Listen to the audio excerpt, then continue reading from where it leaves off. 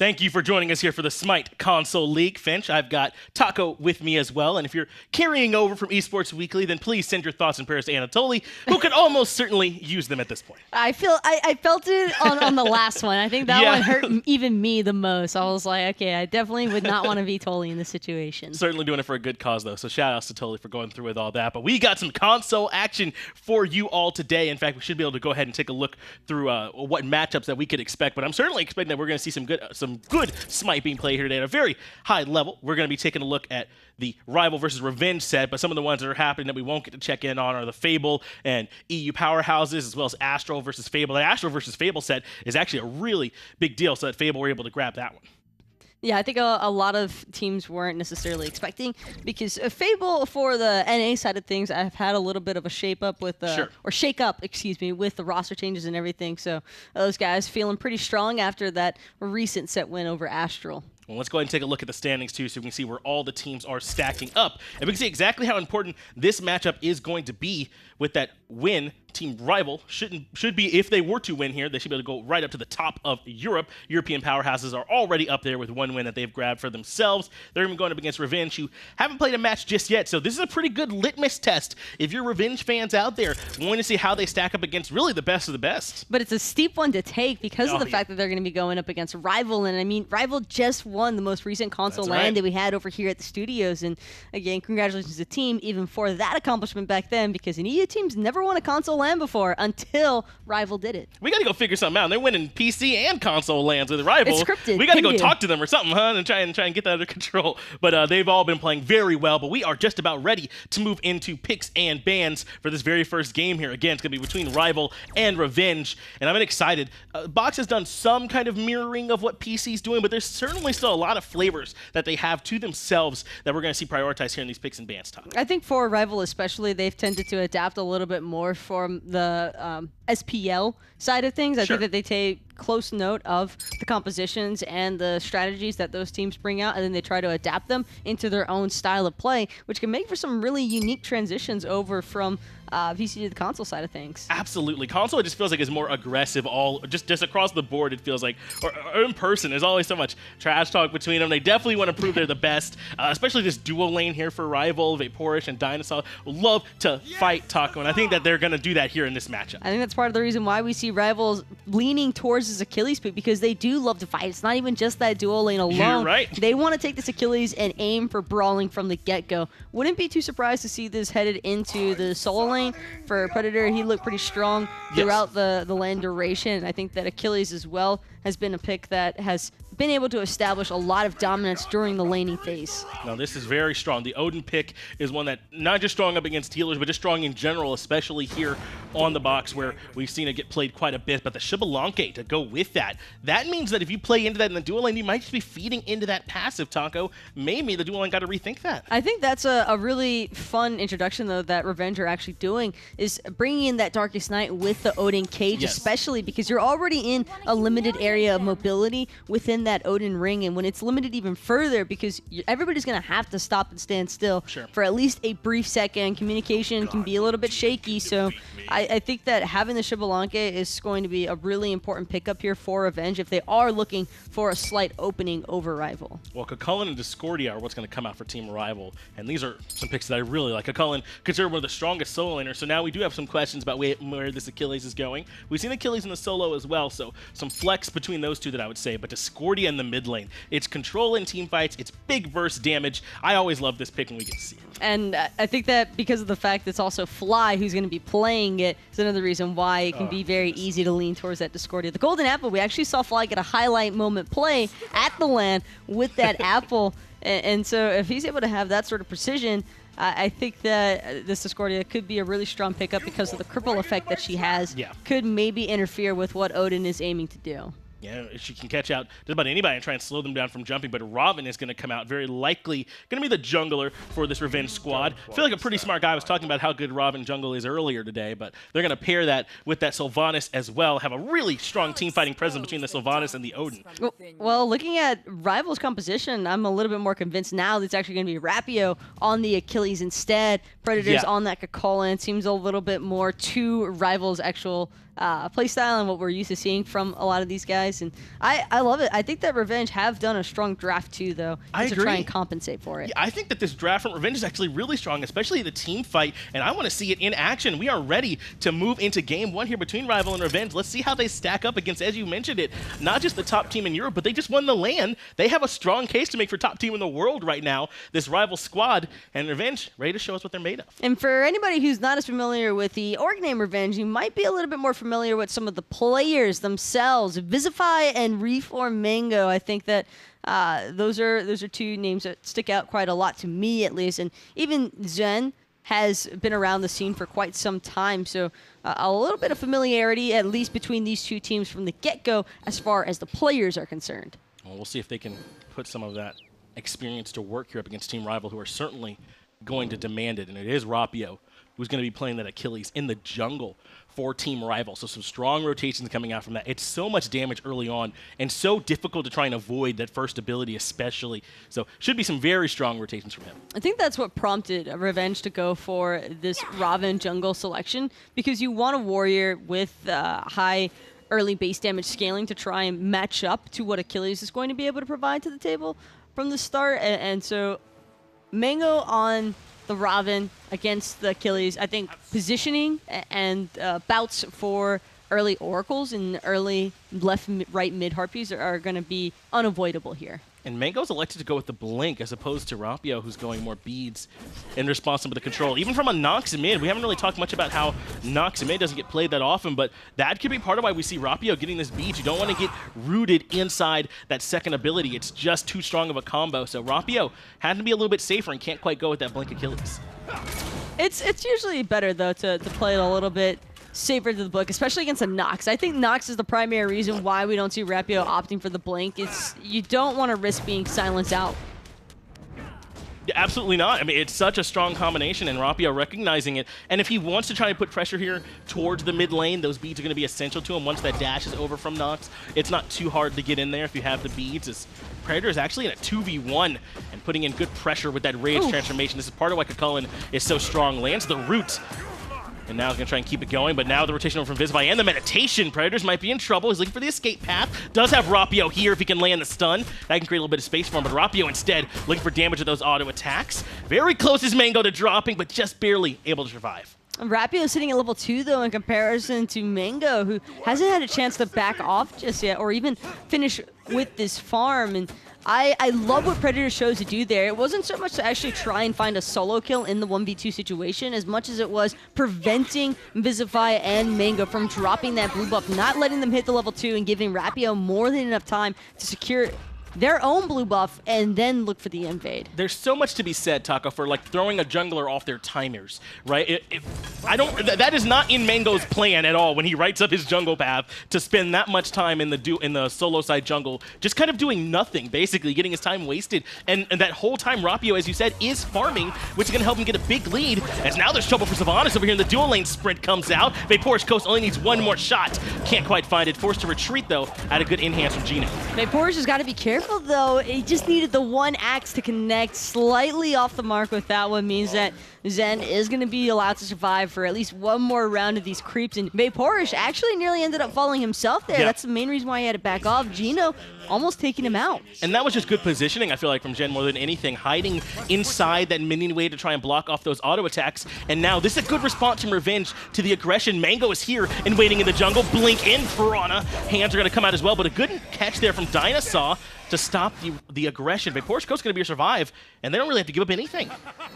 Going to take a little bit more than that from Revenge if they want to get anywhere near Vaporish. DineOhSaw is constantly on his toes, looking to do everything in his power to defend. And those buffs that you were just talking about earlier with the timers, Finch, this is part of the reason why we think that it's so crucial to stay on top of them. Rapio getting a free invade off onto Revenge's speed buff means that Mango's going to be even further behind than what he was normally anticipating. And you could almost certainly attribute that to the delay that Rapio forced earlier. So think of it like if Rapio's speed buff is already up and before Mango's hasn't spawned yet, Rapio's free to be up there to help contest it after having already efficiently done his own jungle. I love that play that we saw from Predators here earlier, and Rapio doing a great job punishing. It was also kind of a late dual lane gank cycle from Mango to begin with. It had to be late.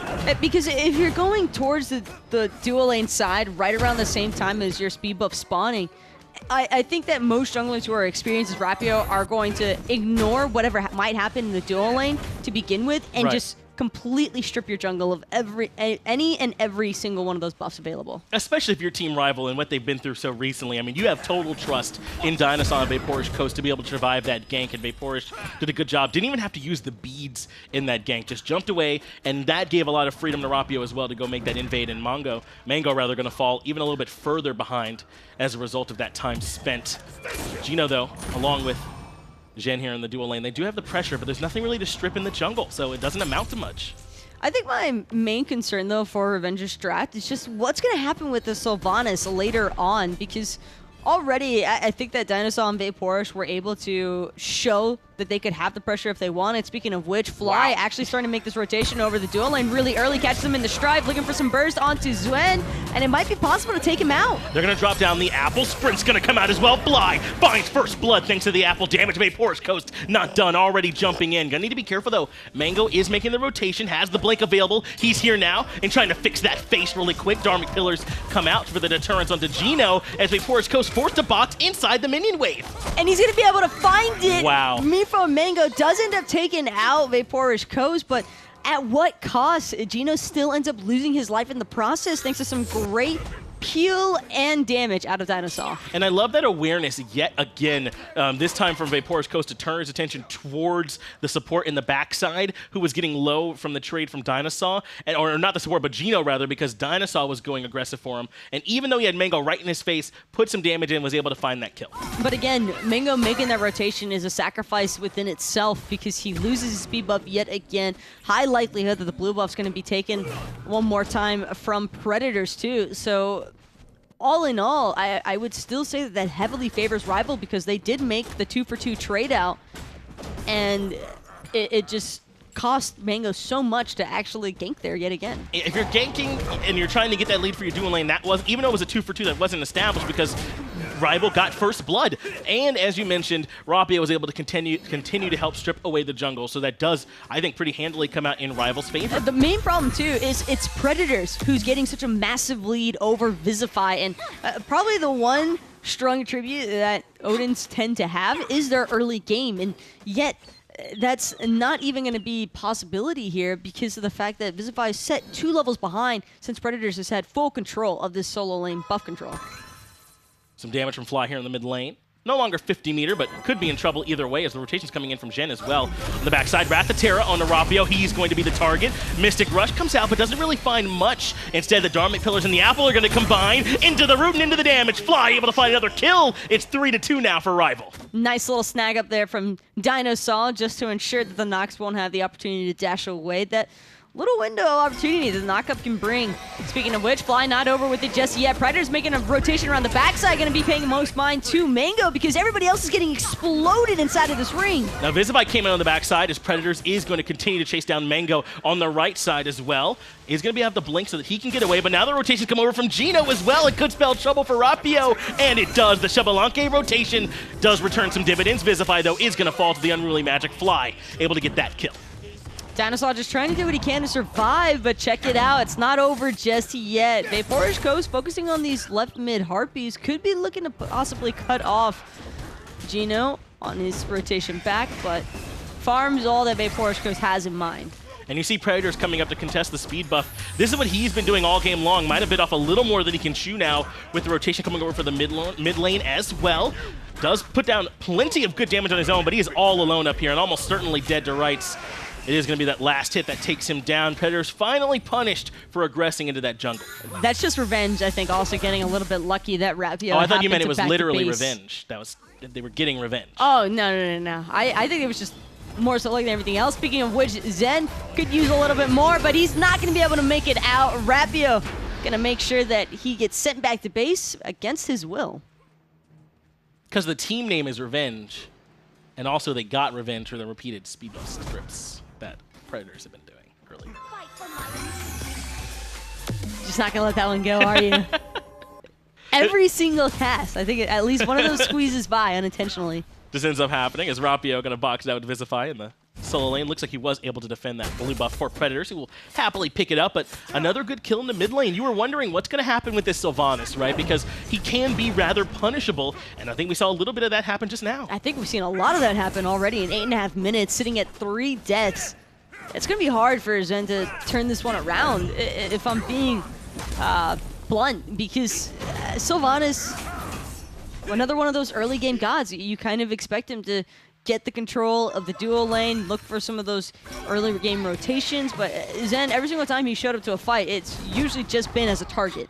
He's been getting punished heavily, and you talked about his early game. You really kind of rely on Sylvanas to help you get strong early game clear in the dual lane, and then hopefully you all can use that to get buffs as Predators able to find, almost able to find Vizahfy. The shield does come up, and that keeps him alive for the moment, but Predators will continue to chase. Meanwhile, Fly was able to find Zen elsewhere on the map. Continued struggles for the support for Revenge as Predators is going to keep chasing into the tier 2. Predators, you madman. Now he's inside the cage. Jumps out of that one, so he should be okay.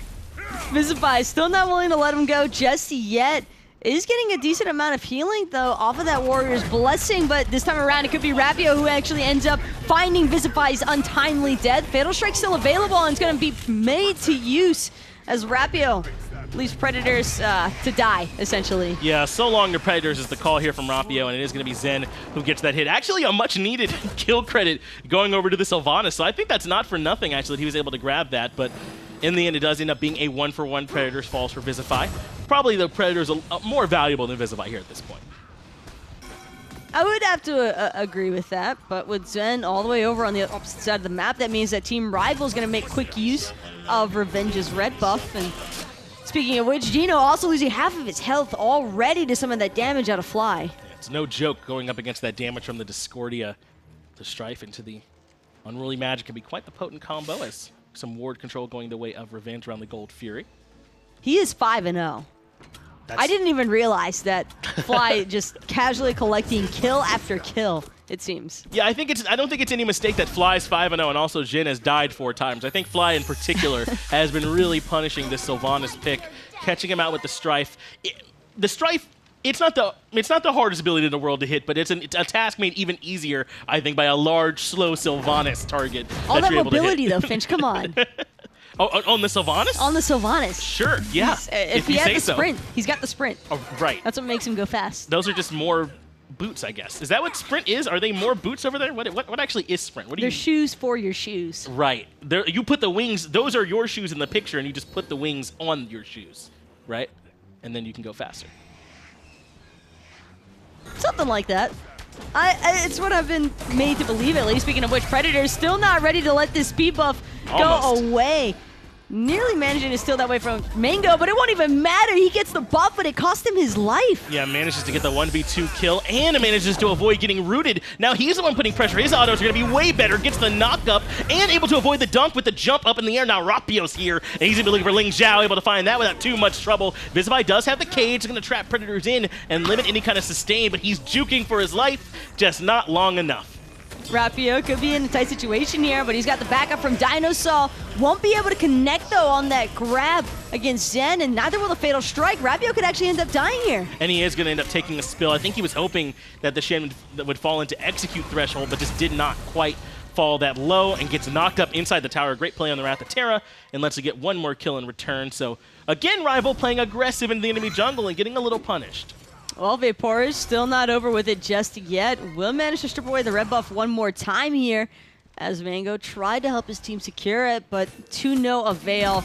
With 3 members of Rival sticking right around the corner, no one from Revenge really wanted to venture further in. And that's the part that makes it not really getting punished, right? Even if Predators and Rapio do end up being even in the jungle, well, No check is on Fly at this point here in the game, who's level 13 above everybody else. No check on Vaporish Coast, who's level 12 on the Uller and has the Transcendence finished off. I mean, at this point, they're very scary. For what it's worth, though, I think that Vizahfy has done a great job recovering, and that's also come partially because of how overly aggressive I think Predators has been recently, looking more for the fight than actually farming. And I think now that he's recognized as Vizahfy being a little bit further ahead in terms of XP, that's going to prompt Predators to want to get things back on track. Maybe, but then again, here he is in the jungle one more time, this time looking for Mango, who is 2 levels behind Rapio. They're able to find that without really any trouble at all. A little bit of frustration coming through on the side of Revenge as now Team Rival are here for the speed buff, and it's really been Mango more than everyone else who I feel like has been the ire of this aggression in the solo lane. They've really made life hard on the Revenge jungler. It depends. I think there could be a fair case argued for the Sylvanas as well. I mean, Zen really hasn't had the greatest time of his life in Game 1 either. And it's hard to really have a response to this double warrior composition other than don't fight for the early game. You kind of just got to take your farm wherever possible. Speaking of which, Rapio may be looking like a snack here to the members of Revenge as Gino takes him down for the count. But he keeps 3 members busy. Yes, he does end up falling, but Gold Fury goes to Team Rival, and Zen yet again going to catch the hands a little bit from Vaporish, and Fly is charging up the apple, made it around the corner, but the bounce follows him, Zen! Oh my god, I'm sorry, man. It's just a rough life for a Sylvanas out here as Vaporish Coast lands the axe on the Gino and takes him down. 2 kills across the map along with the Gold Fury for Rival.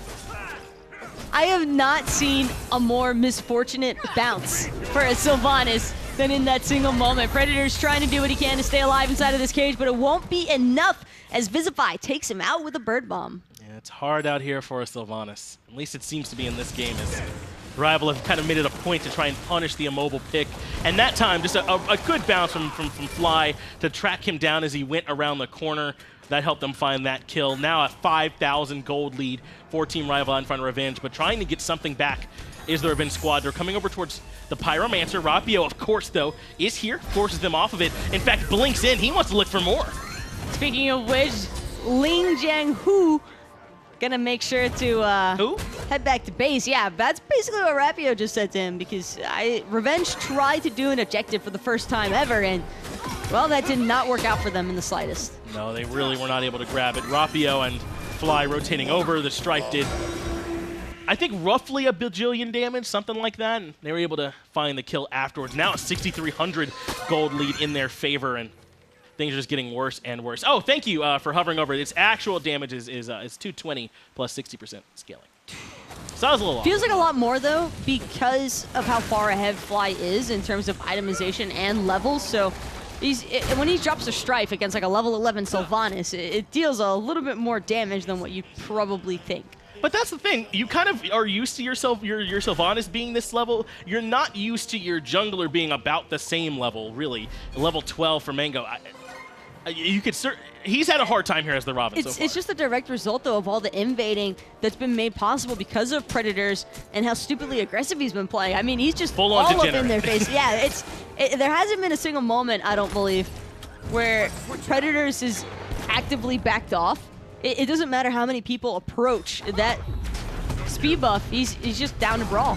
Vaporish Coast in trouble. Mystic Rush is enough, along with Gino using the ult and a couple in hand. So Vaporish Coast finally gets caught out after a successful gank over here in the jungle lane. But to your point, I don't think we've seen Predators back yet at this point in the game. He's either died or he's just stuck around. Good job going into the Sylvanas to avoid the damage there from LingXiao, who's now on the retreat. Oh, Strife does land, though. Now the apple comes out and popped out just in time to share the damage. Does the Nox, the Aegis, I mean, some of it, but just not enough. Good jump in from Vizahfy is going to make it a 2-for-1 in favor of Revenge. That might actually be the best team fight that we've seen from Revenge, and I don't know if I can necessarily consider it a team fight so much as it was just solid picks on 2 different sides of the map that I wouldn't have normally anticipated, but Rival kind of slipping up on the gas pedal a little bit here. Yeah, Rival might be playing a little bit too aggressive, not quite as clean as we've come to expect from them, as some trouble for Zhen, as there has been all game long. And now Rapio's the one that's caught out when Mango makes the rotation. That's 4 quick kills from Revenge, and you saw it in the charts a moment ago. They are bringing this lead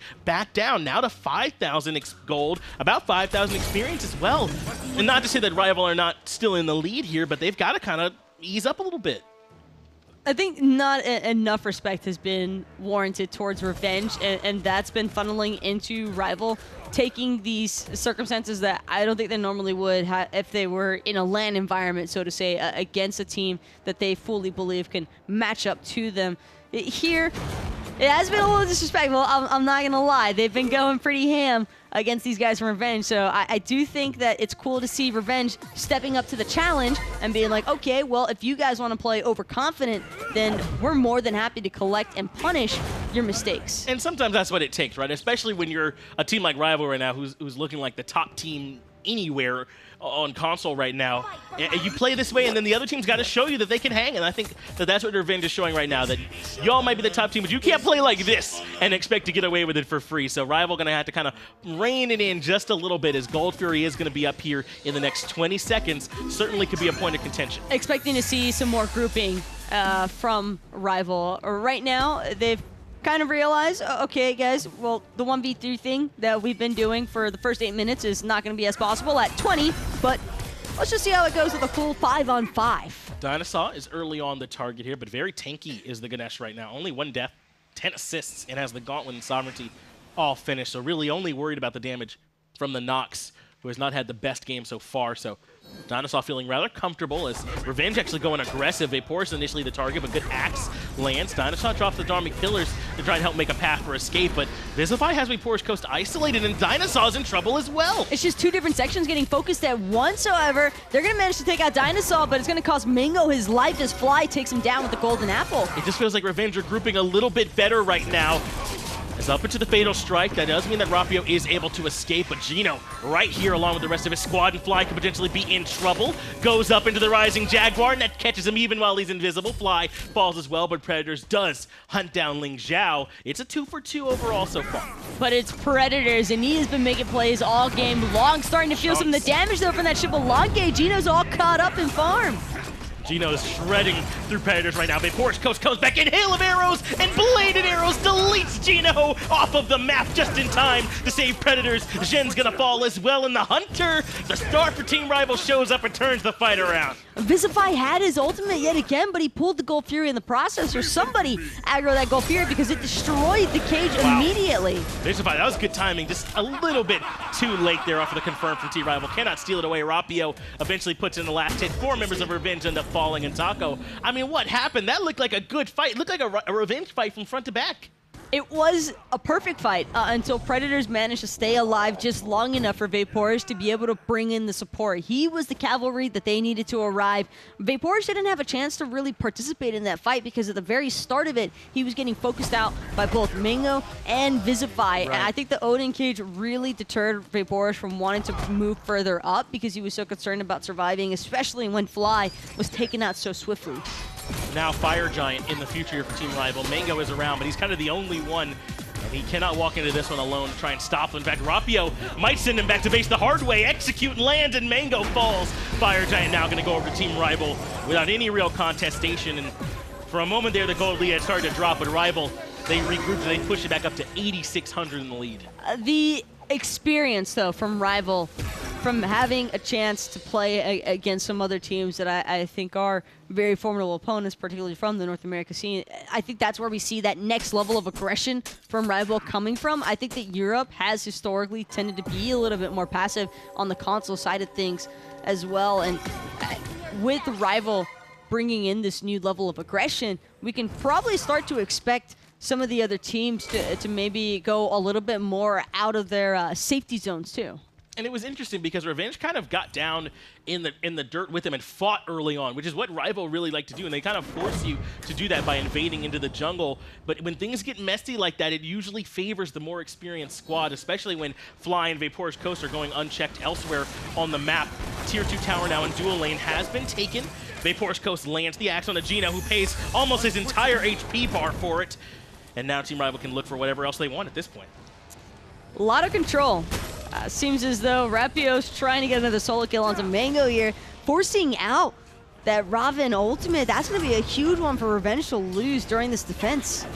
Garment pillars drop on the right-hand side, but no one's there to zone VayPorsche Coast off the Phoenix. Half health gets stripped off of it for free. Apple goes through, lands right in the middle of the team fight and spreads to nearly everyone. Jin already in trouble. Gino as well. They all have to leave, and Jin is actually going to sit on the respawn timer as the Phoenix on the left-hand side comes down. Next to try and escape is Vizahfy, but the strike lands, and that's going to set up another fatal strike from Rapio. Double kill to the jungler, looking for the triple. And they're still not done just yet. They need the full team DineOhSaw. They can't possibly look to end the game without it. They're a team rival looking to take game one here in very dominating fashion. And they set a blistering pace to get this accomplished as well. 23 minutes, Taco, 27 kills, more than a kill a minute. Rival were constantly fighting, constantly invading the jungle, and constantly enforcing their will on a revenge. That was just the team rival that we have known and come to expect to turn up on, whether it's online or whether it's at a LAN. Doesn't seem to matter. These guys just play some really clear sound smite. And when they do group up, so they have their fun at the beginning, and they're like, okay, are we just better than them? Okay, maybe not by as much as we thought. Let's group up and play our team fight like we know that we can. And when that happens, I mean, well, what can you do? VayPorsche Coast allowed to play his pick, that Uller, and he showed you why, especially on that Gold Fury. The sparks of life, though, from Revenge. I think that Revenge did a very good job in terms of responding, because at first it was like, okay, the frustration starting to bleed through. We saw the early game surrender vote happen because of all those consistent invades onto the speed buff and the solo frags. And then Revenge started realizing, hey, they're not going to back down from a 1v3 situation. If we just keep throwing bodies at them, we'll be able to find picks too. And that's sort of the case that we saw here. So Rival do still need to be wary heading into game two. And Mango's troubles probably can be traced back to Predators, I would say, and his matchup into the Odin early on. Predators had all the pressure he could ever want. Stealing blue buff, stealing speed buff, stealing those back harpies, kind of just as soon as they respawned, and there wasn't really an answer in the solo lane by itself. I honestly want to see Vizahfy on a more aggressive solo lane god. I don't really I wasn't a huge fan of the Odin pick there. I think that I could understand the general concept behind it, because you've got VayPorsche that you want to be able to isolate in team fights, but since every single one of their gods had a pretty solid escape outside of maybe the Achilles, I just think that Vizahfy would have probably been more favored on a different sort of warrior, or even a potential guardian like Sobek. And this is Fly. That was gross. Just doing all the damage. What a bounce, able to track down Jin where nothing, it felt like, was going Jin's way that game. None of the coin flips, none of the, he played to the best of his ability, but just a rough match. Sometimes those happen, but Jin, I'm sure, going to be able to bounce back here in game two and put on a stronger performance. But